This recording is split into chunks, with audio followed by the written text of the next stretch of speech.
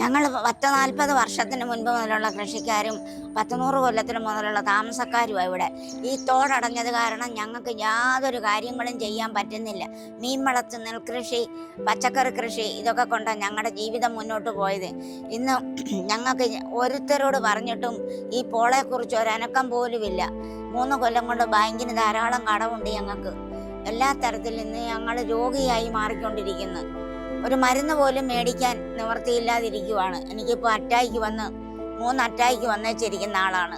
10,500 രൂപ ആഴ്ച വേണം മരുന്നിന്. അതിന് പോലും ഒരു വഴിയില്ല. 2-3 തേങ്ങായോ 2 വാഴക്കൊലയോ കിട്ടുന്നത് കൊണ്ടാണ് ഞങ്ങളുടെ ജീവിതം മുന്നോട്ട് പോകുന്നത്.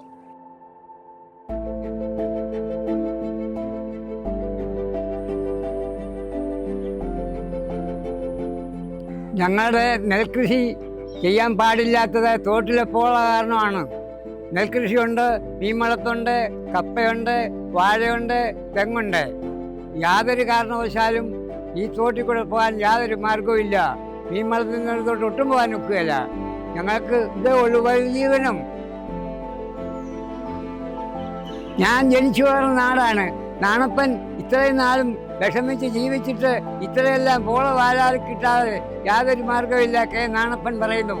അതുകൊണ്ട് പോള വാരിത്തരണമെന്ന് ദയവായി ചെയർമാനിനോട് ഞങ്ങൾ പറയുന്നു.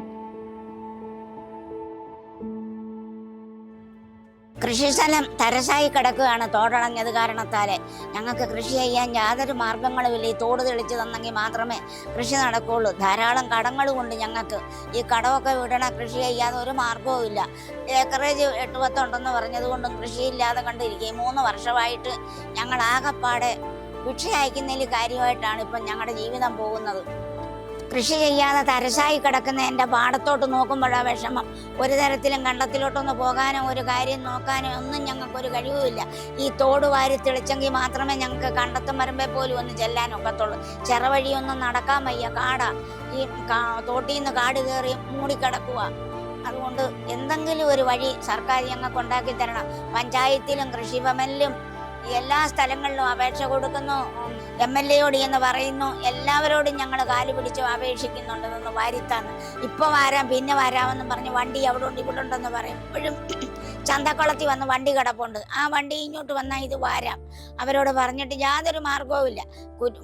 കുറ്റിശ്ശേരി കടയിൽ വണ്ടി കിടപ്പുണ്ട്. ഇവരെന്തുകൊണ്ട് ഞങ്ങൾക്ക് ഇത് വാരിത്തരുന്നില്ല? ഞങ്ങൾക്ക് വാഹനങ്ങളും വള്ളങ്ങളും എല്ലാം തോട്ടി താന്ന് കിടക്കുക. യാതൊരു മാർഗവും ഇല്ല ഞങ്ങൾക്ക് ജീവിക്കാൻ. രാഗി മിനുക്കിയ അരിവാൾത്തല കൊണ്ട് സ്വപ്നമണികൾ കൊയ്തെടുത്ത കാലം. ഇന്നലെയെന്നോണം നാണപ്പൻ്റെയും ഭാര്യ വിജയമ്മയുടെയും മനസ്സിലുണ്ട്. അക്കാലം ഇനിയും എത്തുമെന്ന് പ്രതീക്ഷിച്ചുകൊണ്ടാണ് ഇവർ ഓരോ ദിവസവും ഉറക്കമുണരുന്നത്. ജീവിതം കൃഷിക്കായി ഒഴിഞ്ഞുവെച്ചപ്പോൾ ഈ മനുഷ്യൻ ഒരിക്കൽ പോലും ചിന്തിച്ചിട്ടുണ്ടാവില്ല തനിക്ക് ഇങ്ങനെയൊരു അവസ്ഥ വരുമെന്ന്.